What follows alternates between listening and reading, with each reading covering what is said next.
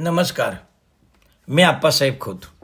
Appasaheb Khot official या YouTube चॅनलवरून आपल्याशी संवाद साधत आहे. क्रमशः कादंबरी वाचन. कादंबरीचं नाव गाव पांढरीच्या वाटेवर.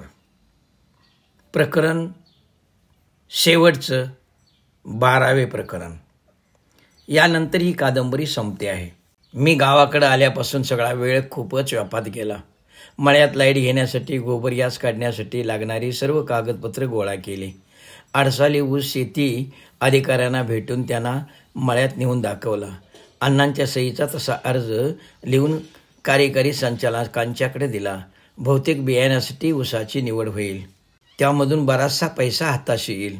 मळ्यात आरशीशी घर बांधता येईल. आर्थिक मदत होईल. मळ्यातच घर बांधायचं ठरलं तर गोबर गॅस मळ्यातच, तर घरही तिथंच बांधावं असा सर्वांचाच विचार झाला. गावापासून अर्धा पाऊण किलोमीटरवर असणारं आमचं शेत आणि या मळ्यातच घर बांधावं, कारण रस्ताही चांगला.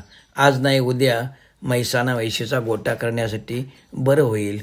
गावातील घर काय नवीन पतसंस्थेला भाड्याने देता येईल. उरलेल्या भागात हायस्कूलचं शेळकीसर राहतील. घराची व्यवस्था तरी उत्तम राहील. हे सगळं डोक्यात होतं. त्यामुळे मंगळवारी सकाळी स्कूटर बाहेर काढली. अण्णांना बरोबर घेऊन कागदपत्र जमवली.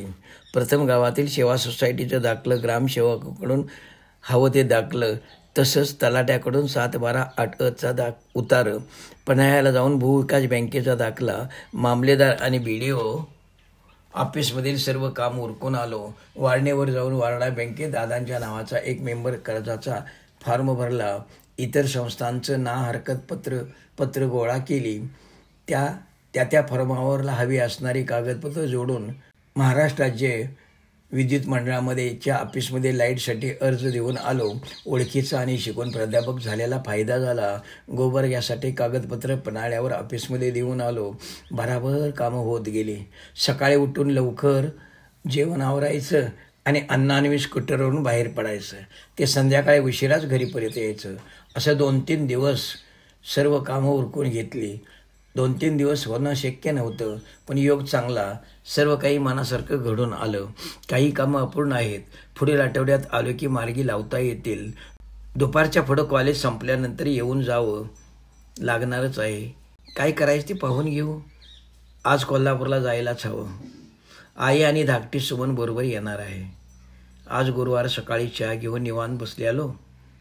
सहज फिरून यावं म्हणून रघुच्या पानपट्टीच्या रोखाने निघालो. चालता चालता सर्व नजरेपुढे येऊन गेलं. विचाराच्या तंद्रीत रघुच्या पानपट्टीजवळ आलो. नेहमीप्रमाणे रघुच्या पानपट्टीजवळ गर्दी होतीच. पुढं नजर गेली. वडाजवळ वडापची जीप उभी होती. वाकून पाहिलं तर संभाच होता. ड्रायव्हर सीटवर बसला होता. मला बघून तोच पुढं आला. नमस्कार मी म्हणालो. नमस्कार. तो उतरून माझ्याजवळ आला. कधी आलास? 4 दिवस झालं. कधी जाणार आहेस? आज दुपारी जाईन. आता कुठं कोपरगावलाच आहेस? नाही, कोल्हापूरला आलो आहे. असं? कोणतं कॉलेज? छत्रपती शिवाजी कॉलेज. कसं काय चाललं आहे? बरंच म्हणायचं. बाळ, तुझ्यानंतर 2 वर्षांनी ग्रॅज्युएट झालो. पुढं नाही शिकता आलं. घरची गरिबी अडचणी. काय करणार? पैसा कुठून आणायचा? तरी पण कसा तरी ग्रॅज्युएट झालो. जिल्हा बँकेत प्रयत्न केला, पण वशिला कमी पडला. शेवटी गावच्या सेवा सोसायटीत थांबलो, पण तिथंही शेकडरे आणि चेअरमनचं सूत. मला रेशनिंगकडं टाकलं. आता रेशनिंग म्हटल्यावर तुला माहीत आहेस, त्यात कायम तुटच यायची. ह्यांची करणी. मी काय करणार? माझीच पदरमोड व्हायची. मग दिला राजीनामा.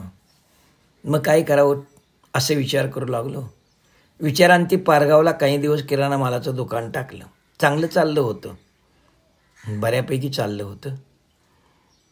बरं झालं म्हटलं, संसाराला हातभार लागल.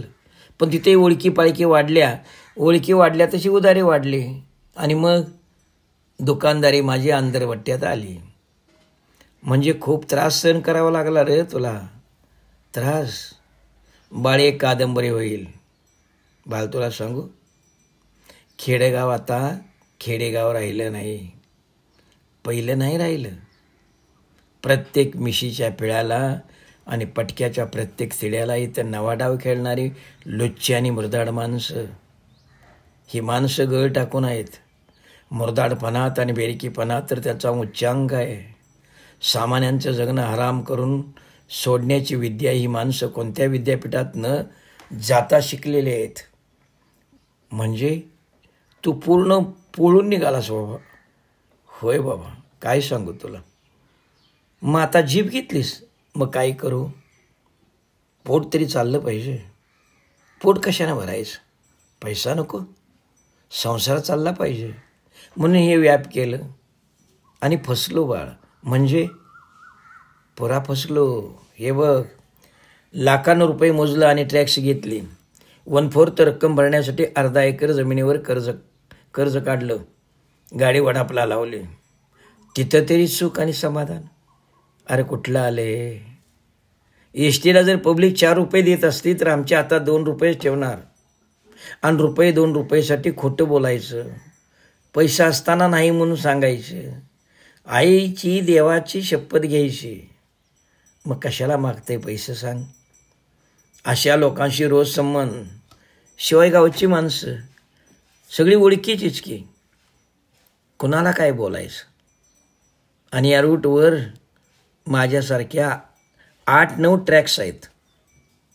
नंबरनं जायचं, नंबरनं यायचं. दिवसात 300-400 रुपये सुटतात. त्यातील बँकेच्या कर्जाचं व्याजच दिवसात 150 रुपये आहे. पदरमोड करून बँकेचा हप्ता भरायचा. बऱ्याच वेळा थकबाकीच आमच्या नशिबात. तशात RTO आहे, पोलीस स्टेशनचं 2 ठिकाणचं हप्तं, असं 7-8 ठिकाणचं हप्तं द्यावं लागतात. 500-600 रुपये महिन्याला ह्यातच जातात. शिवाय अधूनमधून ही डिपार्टमेंट आहेतच आमच्या मागं. कसली तिकीटं, कसल्या देणग्या पावत्या गळ्यात मारतात. लाखाची गाडी आपली, आपण मालक, आणि या पोलिसांच्याकडून भाड्या, बेट्या भांचत असं म्हणून घ्यायचं. पुन्हा टॅक्स, गाडीचा टॅक्स आहे, टायर आहे, ट्यूब आहे, झीज आहे, ऑइल बदली आहे, मोडतोड आहे, स्पेअर पार्टचं तर दर आबाला टेकलं. मिस्त्रीच्या गॅरेजमध्ये गाडी नेली की हजारानं खर्च.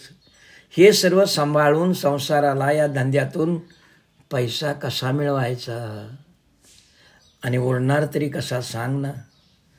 सकाळी 7 पासून धंद्यावर यायचं ते रात्री 10 पर्यंत. कधी 12 बी वाजते. वेळेवर जेवण नाही, रस्त्यावरच जेवायचं. यातून घरच्या कामाला काडीचा हात लागत नाही. मी आश्चर्यानं पाहत होतो. तो सांगत होता, बाळ खोटं सांगत नाही. अरे अर्थशास्त्र विषयाचा मी ग्रॅज्युएट, BA ऑनर्स. आजच्या बेकारीच्या झळा सोसतोय. माझ्या कुटुंबालाच मी सांभाळू शकत नाही. माझी मिसेस बिचारी चांगली.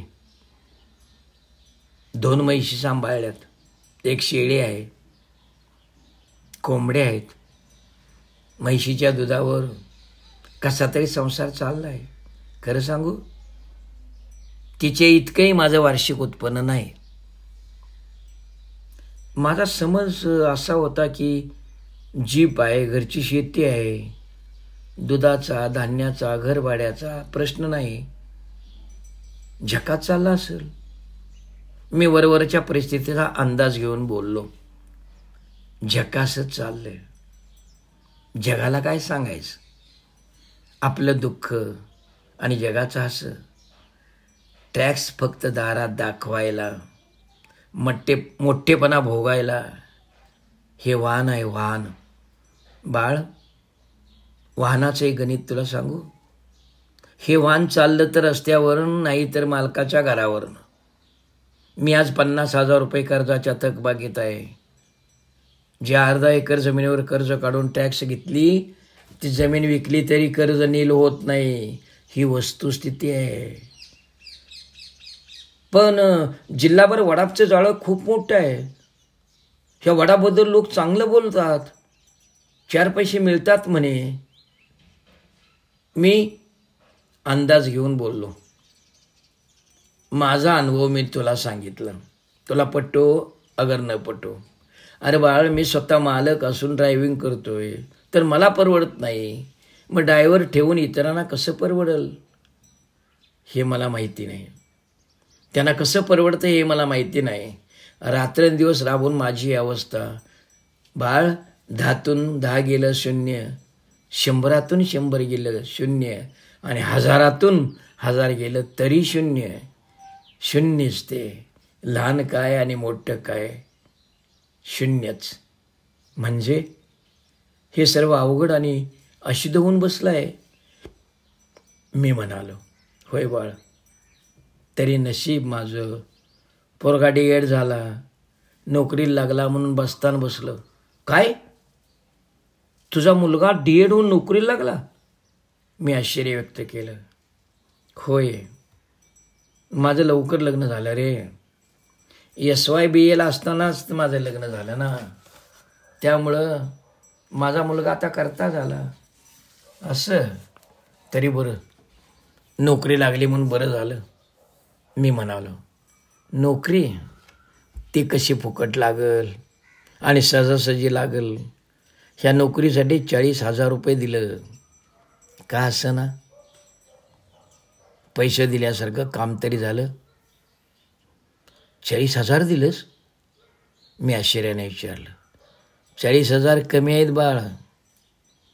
अरे बहुजन समाजाला नोकऱ्या नाहीत. BC, OBC, ST, NT, स्वातंत्र्य सैनिक, स्त्री राखीव, एका अनेक अटी आणि कलम. यातून ओपनला जागा नाहीत. राखीव जागेचा उमेदवार ओपनमधूनही अर्ज भरू शकतो, त्याला संधी मिळते. तसं ओपनचं नाही. मी भरडलो जातोय या आणि अशा अनेक कारणाने. मी म्हणजे आपण सर्व, असं त्याला म्हणायचं होतं. तरी बरं, तो पुढं सांगू लागला. यावेळी ओपनच्या सीटचा दर 70,000 गेलेला. मला ओळखीचा फायदा झाला होता. 1 वर्षापूर्वी मी 40,000 देऊन ठेवलं होतं, म्हणून तर माझं काम झालं. हे सारं ऐकल्यानंतर मी त्याला म्हणालो, मग आता जीप कशाला ठेवलीस? विकून टाक आणि मोकळा हो. त्याच नादात आहे बाळ. पण वाण घेते रे कोण? 1,00,000-1,25,000 रोख रक्कम कोणाजवळ आहे? एवढा पैसा सांग ना बाळ. कर्ज काढून वाहन घेणं सोपं, पण वाहन विकणं अवघड. माणसं वाहन घ्यायला नवस करतायत, पण मी हे वाहन विकावं म्हणून नवस करतोय. पदरमोड करूनच विकावं लागणार बाळ. त्यापेक्षा ट्रॅक्टर घेतला असतास तर बरं झालं असतं. मी त्याला पर्याय सांगितलं. लय नंबरी झाला असतं, पण ट्रॅकचं हे फॅड होतं नव डोक्यात माझ्या. कोपर बाहेर काढून बसायचं पाहिजे होतं ना शीटवर. 10,000-20,000चा तोटा होऊ दे, खरं जीप विकून कर्ज भागून मोकळा होणार बघ. मग असं कर, जीप विकल्यावर ट्रॅक्टर तरी घे. मी सल्ला दिला. तसं तो कोपरापासून हात जोडून म्हणाला, आता वाहन या जन्मात तरी नाव काढणार नाही. 4 चाकी एवढी नको र बाबा. एवढा वैतागलायस?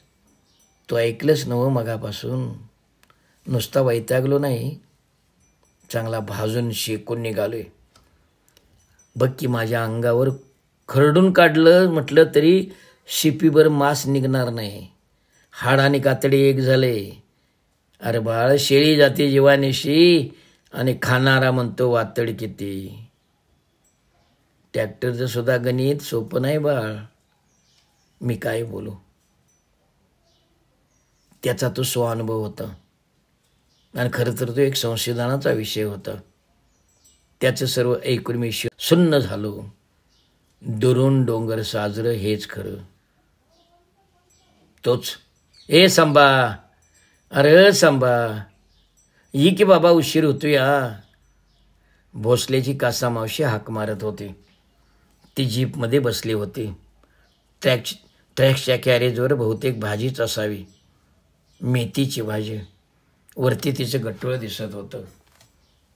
ए मावशी, जरा थांब अगं, आणि 4-2 शिटा येऊ द्या. त्या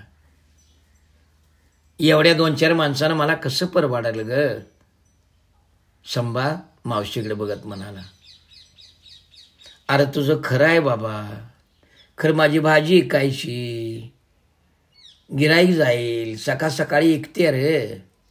मावशीने आपली अडचण सांगितली. तसा वांगी विकायला निघालेला आणि तिच्या शेजारी बसलेला काळ्याचा धोंडराम म्हणाला, आता लई पैसे होतील बघ तुझ्या भाजीचं. परवा दिवशी वारणवर 10 रुपयाला 3 पेंड्या दिल्यास, मोजळेच्या मोजळं. त्या परत म्हशीला घाल. मावशी लिटरभर दूध मस जास्त दिल. तशी जीपमधली सगळी हसली. कासा मावशीचा चेहरा उतरला. माझं कुतूहल वाढलं. मी प्रश्नार्थक नजरेनं संभाकडे पाहिलं. संभानं ते ओळखलं आणि म्हणाला, बाळ, जसं माझं तसंच या मावशीचं, हेच तसंच या कासा मावशीचं, फक्त थोडाफार फरक आहे जगण्यात, एवढंच.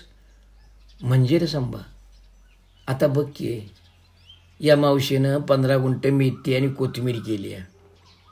एक दिवस आड करून वारणेवर विकायला जाते.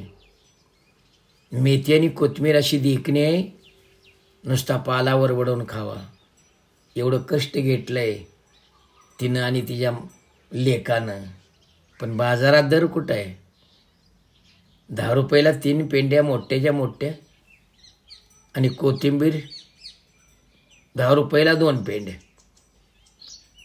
एक ओझं बाजारात घेऊन गेलं की 15-20 रुपये होत्यात. आणि त्या धोंडरामांची वांगी 10 रुपयाला 1.5-2 किलो. असं?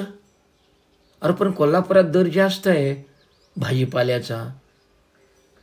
मी संभाला म्हणालो, बाळ, कोल्हापूरला दर ते व्यापाऱ्यांचा. एकदा शेतकऱ्याच्या हातात काय येतं? एकदा व्यापाऱ्याच्या हातात माल गेला की झालं. खोटं सांगत नाही बाळ.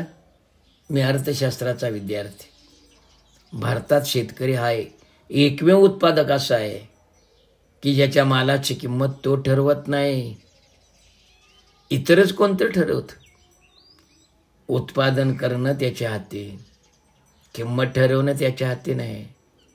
पण दुसरीकडं साध्या टाचणीपासून विमानापर्यंत कोणतीही वस्तू तयार झाली आणि ती मार्केटमध्ये आणताना त्याची किंमत तो मालक ठरवतो, ती कंपनी ठरवते, आणि मग हे उत्पादन बाजारात येतं. योग्य किंमत आली तरच ती विकली जाते, अन्यथा ती वस्तू विकली जात नाही. आणि शेतकऱ्याच्या मालाची किंमत, कवडी मोल ठरवणार तेच. अन्न, वस्त्र, निवारा या माणसाच्या मूलभूत गरजा. त्यातली पहिली गरज अन्न. अन्न तयार करणाऱ्याची ही दशा नाही, दुर्दशा बळीराजाची. होय, तो नुसता नावालाच बळीराजा आणि नावाचाच बळीराजा. संभा, रात्रंदिवस काळ्याची सेवा करणारा, घाम गाळून सर्वासाठी अन्न तयार करणारा मात्र उपाशी रे. मी संभाला म्हणालो, खरंच संभा, शेतकरी बळीराजा नाही तर बळी राजाच आहे. तो नुसता नावाचाच की मग. पण त्याचा अश्रू कोणाला दिसत नाहीत. कोणी उठावं आणि शेतकऱ्याला लुबाडावं.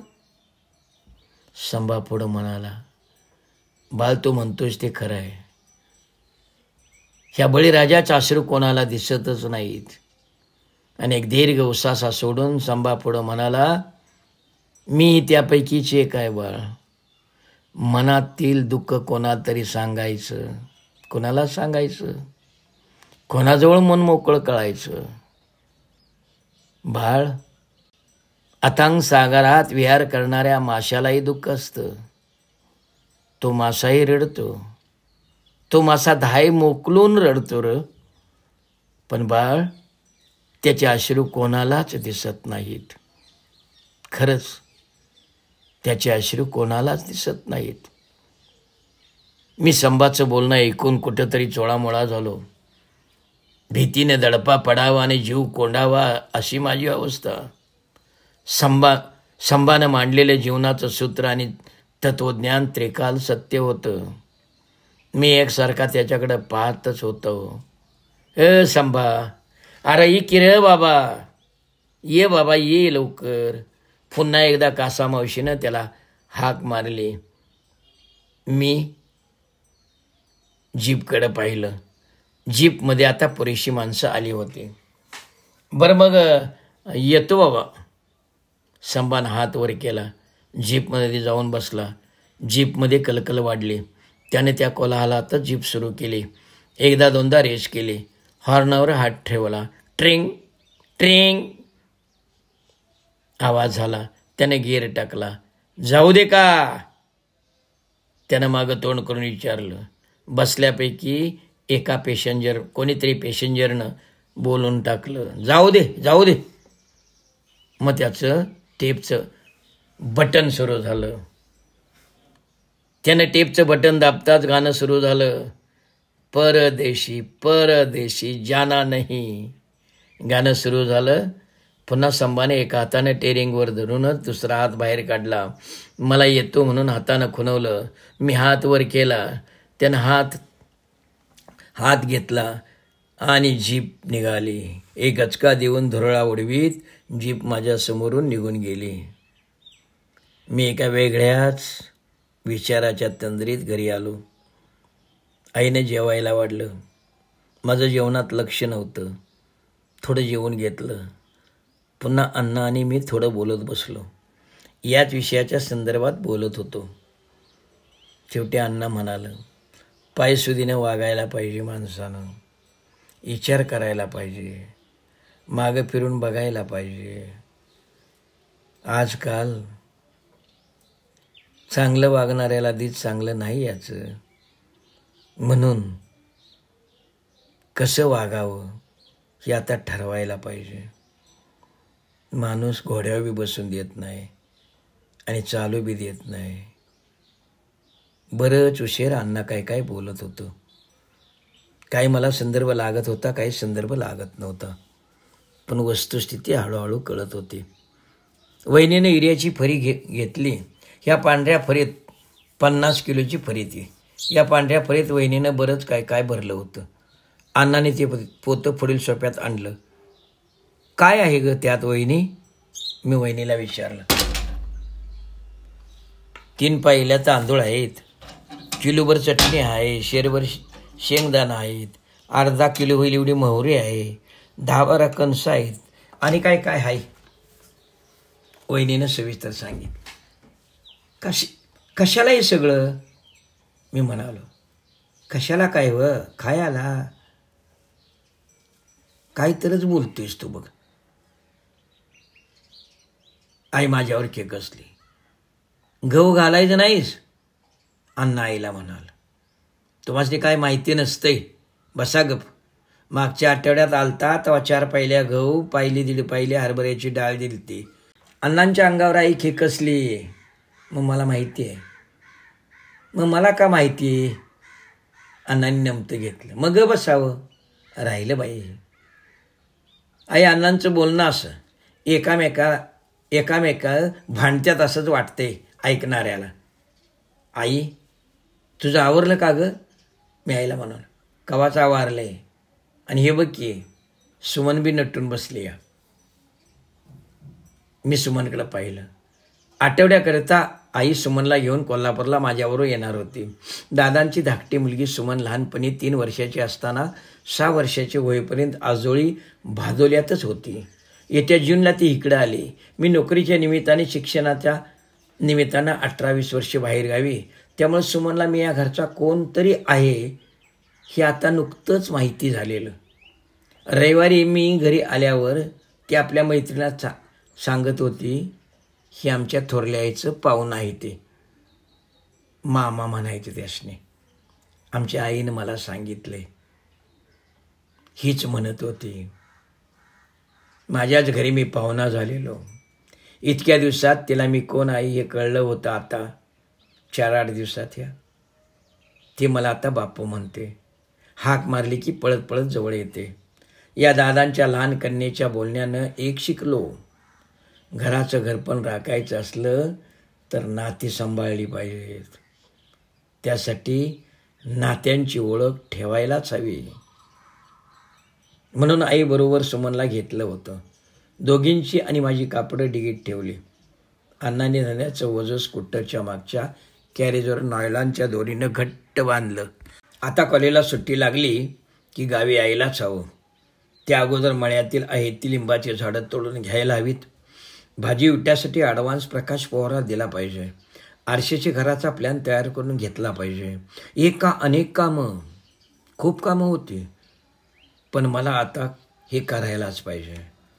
मला माझ्या घराबरोबर गावची आणि गाव पांढरीची नाळ तोडता कामा नये. ही विस्कटलेली घडी बसवलीच पाहिजे. मनापासून मन माझं बोलत होतं आणि हे तर मी मनापासून करणार होतो. राजाराम शिंदेसारखा मित्र माझ्या पाठीशी आहे. 4-2 संस्था आपल्या हाती आल्यावर हे करणे अवघड नाही आणि अशक्य तर मुळीच नाही. होईल थोडा त्रास, पण केल्यानं होत आहे हे रे. आधी केलेचे पाहिजे. सात्विक मनानं केलेलं कोणतंही काम ही परमेश्वराची सेवा असते. मी मनाशीच बोलत होतो. उठ आता जाऊया, आई म्हणाली. मी उठून बाहेर आलो. स्कूटर सुरू केली. आई मागं बसली. सुमनला पुढं फूट रेस्टवर उभी केली. दमवू नको बरं का रे बाळ, चौकडेत उभं राहून वहिनीनं सुमनला सांगितलं. सुमननं मान डोलवली. सावकाश जावा, गडबड करू नका, अण्णांनी मला सूचना दिली. येतो ग, सांभाळून राहावा, आईनं वहिनीला सांगितलं. मी येतो म्हणूनच हात हलवला असं मी अण्णांना वहिनीला म्हणालो आणि गिअर टाकला. स्कूटर पुढं पुढं चालले होते तर माझं मन मागं मागं ओढ घेत होतं. माझी गाव पांढरीची वाट परतीची होती, तरीही माझं मन ओढत घेत होतं. मी विसरू शकत नव्हतो माझ्या गाव पांढरीची वाट. कसा विसरू? गतीनं पळणाऱ्या स्कूटरवर बसूनही माझ्या कानावर संभाचं शब्द येतच होतं. बाळ, कुणबी, आम्ही शेतकरी ना. ह्या शेतकरीची अवस्था कशी आहे? संभा सांगत होता. अथांग सागरात विहार करणाऱ्या माशालाही दुःख असतं. हो, माशालाही दुःख असतं. तो मासाही रडतो, धाय मोकलून रडतो, पण त्याचे अश्रू कोणालाच दिसत नाहीत. कोणालाच दिसत नाहीत. धन्यवाद. ही कादंबरी इथं संपते. यानंतर पुढील आठवड्यात माझी 3री कादंबरी मी आपल्यासमोर क्रमशः वाचणार आहे. यापूर्वी मी पळस फूल आणि ही आत्ताची गाव पांढरीच्या वाटेवर ह्या 2 कादंबऱ्या क्रमशः वाचल्या. या कादंबऱ्यांना आप्पासाहेब खोत ऑफिशियल यूट्यूब चॅनलवर आपण भरभरून प्रतिसाद दिलात. गावाचं गाव पण समजून घेतलंच. तसंच माझ्या पुढच्याही कादंबरीला आपण भरभरून आशीर्वाद द्यावेत, शुभेच्छा द्याव्यात, साथ द्यावीत. माझ्या कादंबरीचं नाव आहे सावलीची सोबत पुढील आठवड्यात घेऊन येतोय क्रमशः कादंबरी वाचन सावलीची सोबत. धन्यवाद.